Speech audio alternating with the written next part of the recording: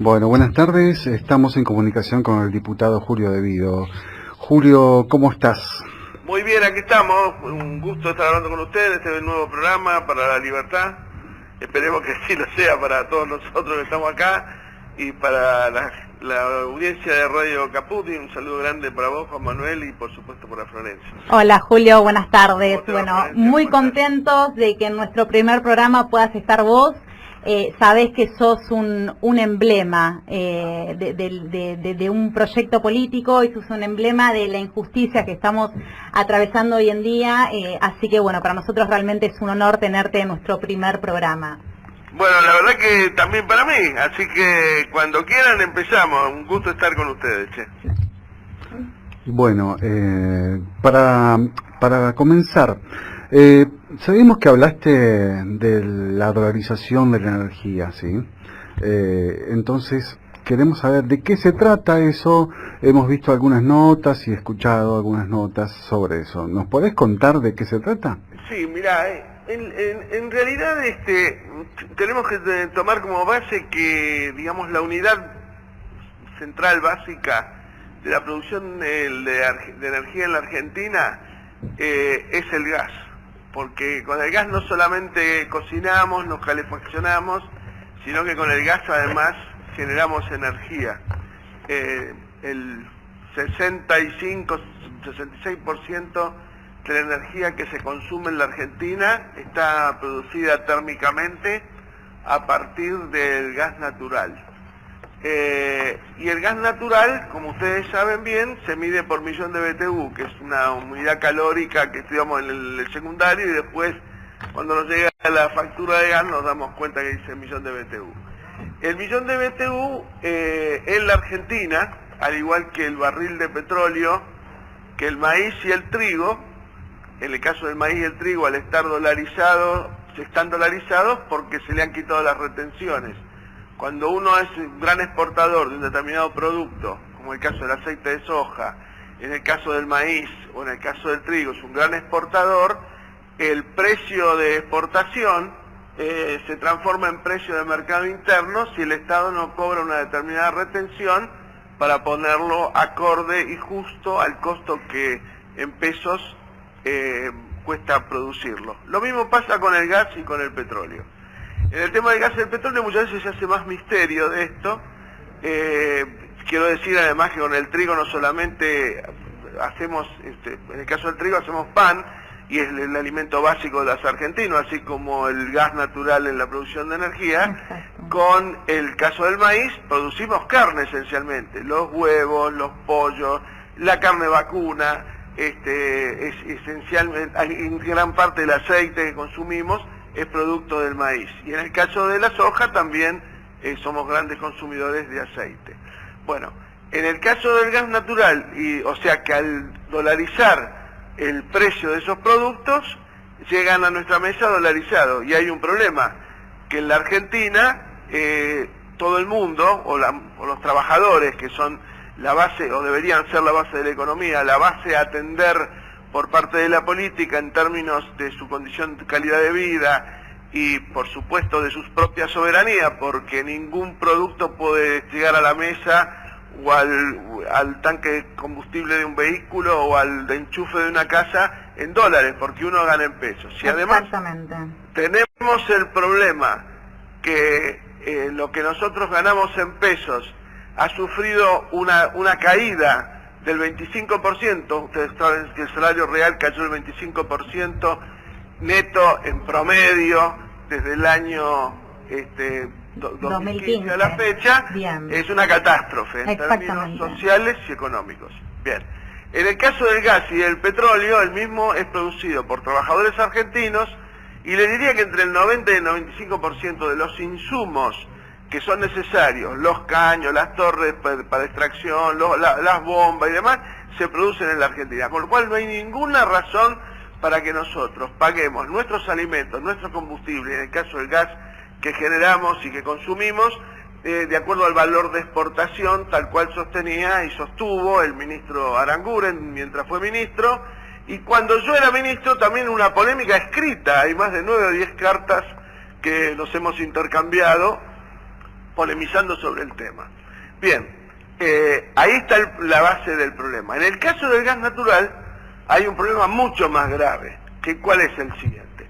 Cada argentino, usuario residencial para ser más preciso, está pagando el gas natural a razón de $4,50, por supuesto llevado a pesos, y voy a ver por qué lo pongo en dólares. Porque el millón de BTU en su casa me paga $4,50. Yo también, la compañía que genera energía y que nos entrega energía eléctrica, lo paga $4,50. Estamos exportando a Chile en la frontera. Ese gas a los chilenos se lo estamos vendiendo a $4. Y ustedes me dirán, ¿qué pasa? ¿Son tontas las empresas que pierden plata y venden a 50 centavos menos de dólar el gas a Chile? No.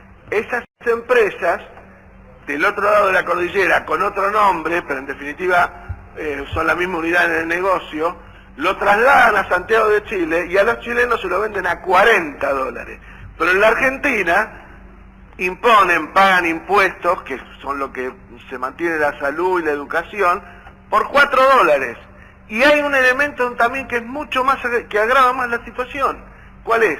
Que en Vaca Muerta, que es más o menos entre el 15 y el 20% del gas que consumimos, lo pagamos $7.50. Si le subsidiamos a las empresas $3,50 más para que produzcan un gas que por la tecnología del fracking es más caro de producir que los yacimientos convencionales, a los cuales están siendo abandonados por las empresas, porque como tienen ese subsidio en Vaca Muerta y con el fracking, producen menos. Entonces, en definitiva, usando el criterio de ellos, que el mayor costo pagado de intrafrontera, o para ser más explícito, el mayor costo pagado de exportación debe transferirse al mercado interno, teóricamente el gas a Chile no se podría estar vendiendo a menos de $7.50.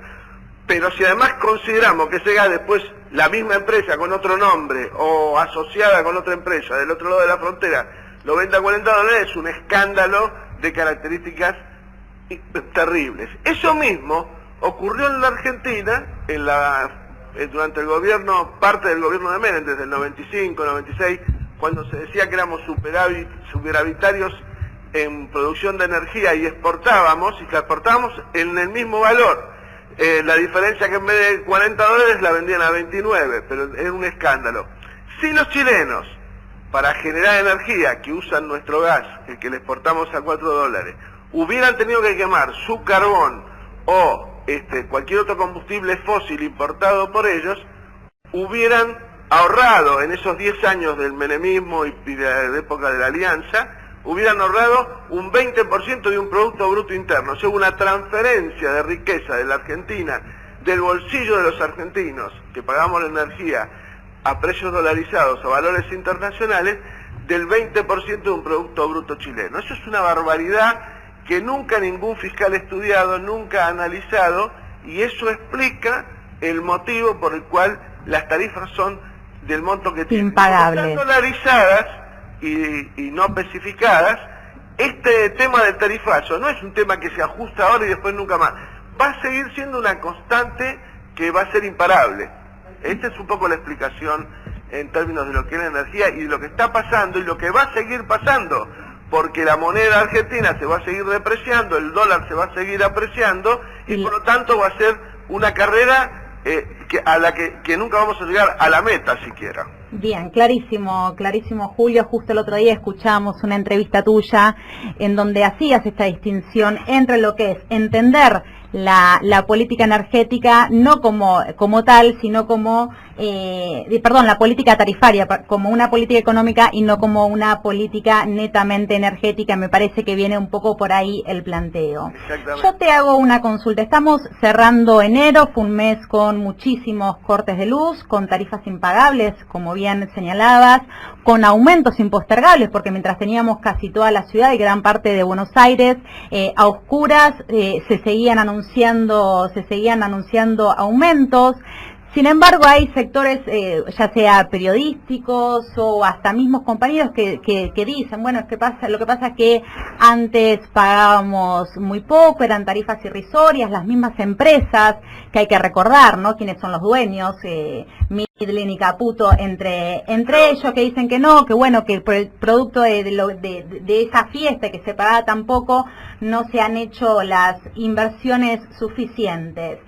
Vemos también cuál es la postura del gobierno. Si uno compara, hace un análisis comparativo de cuál era, en este caso, tu posición respecto a las empresas con multas claras frente a estas situaciones, hoy en día el actual gobierno solo hace algunas que otras recomendaciones. Entonces, la pregunta es, ante esto que se repite mucho, que es antes se pagaba muy poco, ¿qué opina Julio de Vido al respecto? Algo ya nos comentabas con la anterior pregunta, pero bueno, ¿qué puede decir Julio de Vido respecto a esto, a las tarifas que se pagaban antes?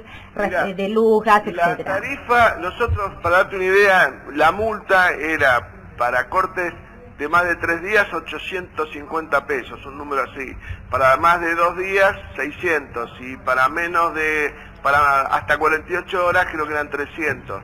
Pero uno pagaba 40 pesos de energía, con lo cual prácticamente un corte de esta naturaleza hubiera significado un año entero sin pagar la luz. Imaginemos ahora una familia que paga 10.000 pesos de luz, son 100.000 pesos. Para darnos una idea de cuál debería ser la multa, ¿no? Sí. Esto por un lado. Y luego, claramente, nosotros, como espacio político, tenemos que explicar a la sociedad que tenemos que tener la energía, el costo de nuestra energía no puede estar en dólares, tiene que estar en pesos, porque producirla cuesta en pesos. Claro. Y lo que se exportará a valor de mercado mundial o en relación al precio final de venta, pero de ninguna manera un mercado puede estar contaminado por el otro. Porque ¿qué pasa? En Estados Unidos, de alguna manera, el mercado, por su constitución, por los principios de los padres fundadores, etcétera, etcétera, estipula claramente que el petróleo es propiedad del dueño de la tierra. Y el dueño de la tierra se alianza con el productor y el productor con el distribuidor o con el transportista. En la Argentina, a pesar de tener una constitución de extracción neoliberal, el petróleo y el gas son de las provincias, o sea, son del pueblo de las provincias que lo producen. Exacto. En definitiva son de todos los argentinos. Exactamente. Bueno, entonces, de ninguna manera podemos tener el precio de consumo de energía en dólares, y mucho menos al valor internacional de su precio. Y mucho menos estar subsidiando un yacimiento de los cuales los dueños del yacimiento son los mismos que exportan a Chile y el Estado le está pagando $3.50 por arriba del costo de venta en frontera como subsidio. Es una locura. La Argentina tiene chicos desnutridos, quiere cerrar escuelas y una serie de déficit gigantescos que vemos todos los días en cualquier servicio que presta el Estado, y subsidiamos el gas a una empresa chilena, porque los chilenos pagan $40, o sea, tampoco va a los chilenos. Así que estamos arriba, en el caso del costo tarifario, de una bicicleta fija, o sea, que no rueda, que no va a ningún lado, y al que le van agregando cada vez más carga en los pedales, con lo cual en algún momento que no vamos y que se está tornando imposible, exactamente, se está tornando imposible para los argentinos. Exacto. Diputado, porque yo te estoy llamando Julio, pero la verdad quiero, por la confianza que ya tenemos a esta altura, pero quiero resaltar, Julio, que sos diputado nacional, y la verdad un poco el espíritu de esta nota tenía que ver no tanto con hablar de cuestiones judiciales, de las causas con las que ya nos martillan la cabeza constantemente, sino que la idea de esta entrevista y de nuestro programa en particular era hablar de política, ¿no? Por eso preguntarte, fuiste ministro de Planificación Federal del año 2003 al 2015, al gobierno de Néstor y Cristina, así que sos una persona más que idónea para hablar de estas cuestiones. Mira, sí. te escucho la pregunta. Sí, no, te quería preguntar, Julio, ¿cuál es el estado actual de la obra pública? Hace un rato hablábamos recién de la carta que emitiste a los 100 días de tu detención, y en esa carta vos enumerabas en tan solo 43 puntos, que es muchísimo, vale decir, porque fueron obras magníficas para todo nuestro país, pero entre ellas señalabas la expropiación de Correo Argentino, de AISA, Aerolíneas Argentinas, etcétera.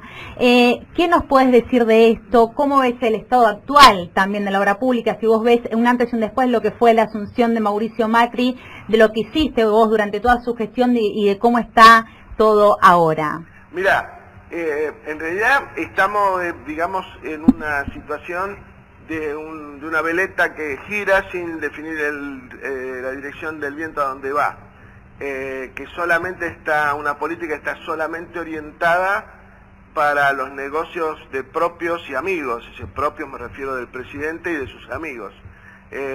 Después, está claro que yo era ministro de Planificación.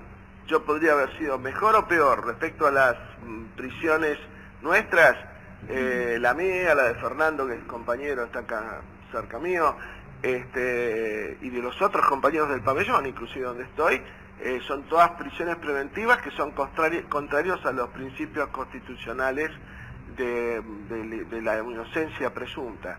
Y por supuesto, con injusticia de distinta vara, porque hay funcionarios del gobierno nacional, inclusive del presidente, que han incurrido realmente, objetivamente, en hechos de corrupción, como el haber permitido a su hermano vía de un DNU, que es contraria a la ley votada en el Congreso, blanquear 70 millones de pesos, de dólares, perdón. Y en el caso de Fernando lo vimos en los últimos días con la decisión primero de la AMIA de solicitar a la DAIA de retirar la querella contra los supuestos involucrados en el supuesto y teórico memorándum de Irán, que fue aprobado por el Congreso de la Nación. Sí.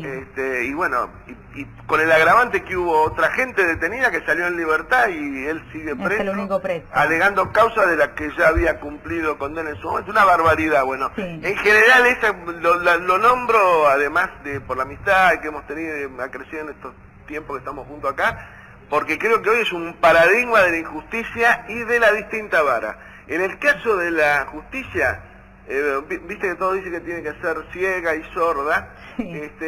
Eso es lo de menos, porque todas las personas y los jueces también obviamente tienen subjetividades, pero lo que no puede ser es que tenga distinta vara. Eso es lo que más irrita, lo que más subleva, y lo que más creo que hace evidente el strepitus fori, como dicen los abogados, de la quiebra del Estado de Derecho en la Argentina. Eso es una barbaridad. Pero bueno, voy a tu pregunta. No quería dejar pasar esto sin no, seguro. Porque además de las causas, después técnicamente, inclusive algo más que técnicamente, habla Lali, a la que seguro que nos está escuchando, le mandamos sí. un beso también, sino también Rusconi, y bueno, y los distintos abogados que están atrás impulsando todo esto. Técnicamente no soy abogado, no es mi materia, no es lo que me gusta, no es lo mío.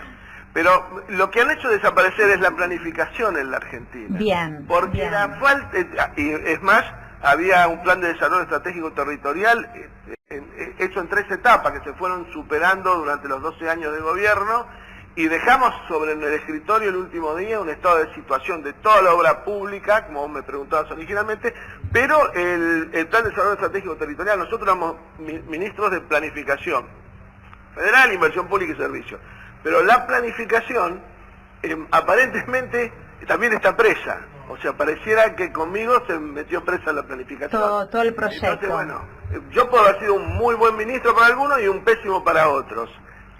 Bueno, si fue un pésimo en definitiva, o la justicia define que lo fui, o lo que fuera, bueno, bárbaro, pero la planificación es una ciencia, es una materia que debe ser atendida políticamente por cualquier gobierno. Ellos dejan, como dicen ellos, que el mercado planifique. Lo que pasa que el mercado no puede planificar, ni debe planificar, volvamos al caso del gas y de la energía, sobre insumos básicos que son de todos los argentinos, que era lo que te quería explicar antes en relación a Estados Unidos. Es decir, Estados Unidos es un suelo de los privados, eso lo dice la Constitución, como decían los padres fundadores, lo plantearon en la Constitución. Acá no, acá es de todos nosotros. Entonces el Estado, la gente que nosotros elegimos para que lo administre, tiene que tener perfectamente planificado a dónde va. Exacto. Ahora, si vamos después a las empresas que nosotros no recuperamos empresas, lo que nosotros es que rescindimos contratos que estaban violentados por las empresas que tenían obligación de prestar un servicio. Y como dije en alguna oportunidad, algún colega de ustedes, lamentablemente no pudimos llegar a recuperar el servicio de distribución eléctrica por distintos motivos que no viene la pena nombrar ahora, pero que es un tema que debe tener el espacio político donde está el peronismo claramente definido, que lo tiene que recuperar para todos los argentinos, porque el servicio eléctrico es un servicio de primera necesidad. Exacto. Algunos lo definen con un derecho humano. Perfecto, podemos decir que es un derecho humano, pero es de primera necesidad. De ninguna manera podemos dejarlo en manos de irresponsables que dejan 1 millón de personas sin luz, porque cuando hablan de que hubo 200, 300, 400.000 cortes, cada corte hay que multiplicarlo por 4, porque cuando hablan de un usuario, hablan de una cada familia. usuario son 4 personas. Exacto, O sea, exactamente. Las noticias dicen, hay 30.000 cortes, no, son 120.000, porque Sí. son 120.000 personas que están sin el servicio. Sí, sí, bueno, sí. hay que recuperar esas empresas. Por supuesto, los juicios, como en el caso del Correo, que es otro escándalo, que el propio presidente haya mandado a condonar una deuda de 70.000 millones de pesos y que después en conferencia de prensa sin que nadie repregunte haya dicho volvemos a foja cero después de haber, es como el que había intentado meter la mano en el bolsillo y la cámara oculta lo grabó, que iba a robar la billetera y dije, bueno, pero no se la robé, volvamos a foja cero, es lo mismo. Es lo mismo. Quiso rebobinar. Bueno, o sea, hay que volver, el Estado tiene que volver a planificar. El Bien. gobierno sea de derecha, centro izquierda, de izquierda tiene que planificar, porque nuestra Constitución nos lleva a eso. ¿tá? Esta no es una Constitución al servicio del mercado. El mercado es una variable a tener en cuenta en algunos productos y en algunos temas, Bien. pero dentro del marco jurídico argentino. Y el marco jurídico argentino amerita que se planifique porque es un mandato de alguna manera de la Constitución también. Clarísimo, clarísimo el diputado Julio de Vide. Bueno, siendo que sos diputado de la provincia de Buenos Aires, no podemos dejar de preguntarte por cómo ves el escenario en la provincia de Buenos Aires, cómo ves que se están alineando las fuerzas o qué proyección hay ahí, cómo eso se traslada al escenario nacional. Son preguntas que no queríamos dejar de hacerte. Mirá, sí. Es una muy buena pregunta. Creo que hoy es el kit de la cuestión de este año electoral. Yo te voy a dar una definición que la escuché varias veces. No importa quién la dijo primero, pero hay algo que en la Argentina es de agenda. Una fuerza política puede ganar o perder la presidencia, porque es un hecho determinado, digamos, producto de la voluntad electoral de los ciudadanos.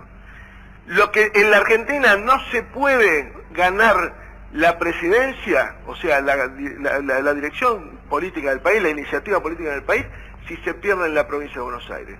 Combinar resultados por atrás, ustedes se van a dar cuenta que nunca se dio. Exactamente. Bien. Y creo que no es un problema de casualidades, es una cuestión de lógica política por la intensa concentración de una fuerza electoral enorme de argentinos que votan aquí.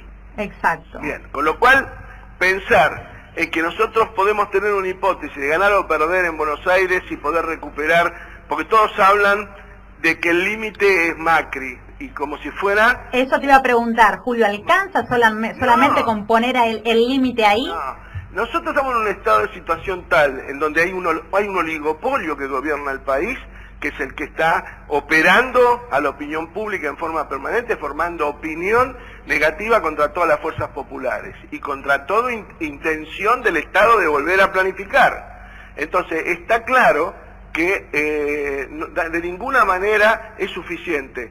Nosotros, la fuerza que quiera ganar, y en mi caso del peronismo, que yo pertenezco al peronismo desde que tengo 18 años, hace 51 años que estoy afiliado al peronismo, y he militado en Capital, en la provincia de Santa Cruz y ahora en la provincia de Buenos Aires. Tiene que ponerle a la gente una causa por la cual luchar, y dentro de lo cual está claro ganarle las elecciones a Macri, pero tenemos que entender y decir claramente qué es lo que tenemos que hacer con la energía, tenemos que decir claramente qué tenemos que hacer con la pequeña y mediana industria, con la industria. Tenemos que tener un plan de desarrollo industrial importante. Y yo creo que, y eso hay que plantearlo claramente, hay que tener una causa por la que luchar y además hay que tener espíritu de lucha para dar la lucha. Perón decía con mucha claridad que uno puede empezar una lucha cualquiera, en este caso esta lucha electoral. Lo que no se puede es ganarla si no hay espíritu de lucha, y si tenemos que en este extremo, en donde para el gobierno no somos adversarios políticos, me refiero no a Julio De Vido o a X personas, sino para el peronismo, para el gobierno, o un sector importante del peronismo, es el enemigo. Entonces, si no tenemos un espíritu de lucha para dar la batalla, una causa por la cual pelearla, la vamos a perder. Y yo creo que se empezó bien el planteo sobre la base de la voluntad de los intendentes de la provincia de que el hombre a representar este proyecto, esta voluntad de lucha, surja del territorio. Pero es importante que la persona que surge y que lo haga tenga un equipo de trabajo sólido y además tenga una clara vocación de ganar, que no tenga una alternativa B de soportar 4 años más y convivir en un esquema como se ha convivido en algunos aspectos, o algunos dirigentes del peronismo, con, no voy a hacer nombres porque no da el caso, pero y además no todo el mundo está obligado a ser valiente, porque Perón dice que hay que dar la pelea con espíritu de lucha. Exacto. Pero también se puede vivir sin luchar, que es lo que el peronismo nunca ha hecho. Cada vez que el peronismo creyó que podía vivir sin luchar, tendió a desaparecer o perdió, y yo no quiero que pierda. Entonces, está claro, y entiendo como legítima la vocación del territorio a través de sus representantes de encontrar un legítimo representante para dar esta pelea. A mí en lo particular, y no es una ponderación de candidato, ni tengo un candidato, pero sí me parece... Eso te iba a preguntar, Julio, si tenías alguna propuesta... No, pero la propuesta ¿cuál es? A mí me parece, sí, que en este caso La Matanza tiene un equipo de gobierno donde vos ves a un Feletti en economía, que saben a dónde van, que tienen las cuentas saneadas, que están dando la pelea, y me parece que tanto Verónica como Fernando son gente que está en condiciones de dar la pelea. De todas maneras, hay algo que le hace mucho peor que no dar la lucha, que es tratar de interferir dentro de la organización del territorio para encontrar al candidato o la candidata que pueda llevar adelante esta lucha con espíritu de lucha y con vocación de ganar y con una causa bien definida en cuáles son los objetivos que quiere perseguir. Por eso creo que tenemos que ser muy respetuosos del territorio. La expresidenta habló estos días que ha hablado fundamentalmente respecto al resto de las provincias del país, que va a dejar que fluya la disputa, el debate interno para encontrar los mejores candidatos.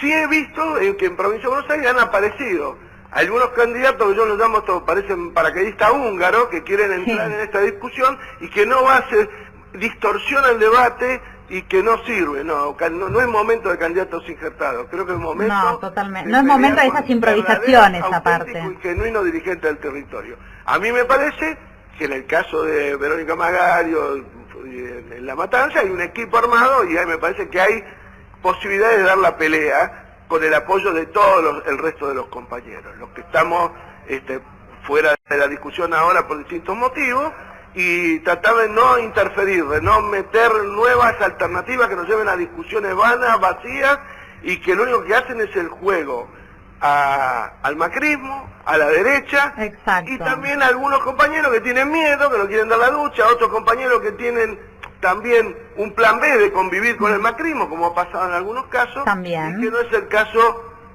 de lo que necesita el país de acuerdo a mi forma de ver. No son tiempos para improvisar ni para perder, sí, tenemos un enemigo bastante claro enfrente. Candidatos que no tienen injerencia en el territorio, más allá que hoy por hoy puedan tener una expectativa de voto que pueda ser sorprendente para algunos encuestadores, pero que finalmente nos van a llevar a perder. Son fenómenos muy efímeros. Nosotros tenemos que ganar, no perder no tenemos que perder con orgullo, tenemos que ganar con dignidad, que es distinto. Clarísimo, Julio. Totalmente, Julio, y sí, no es tiempo para tibios.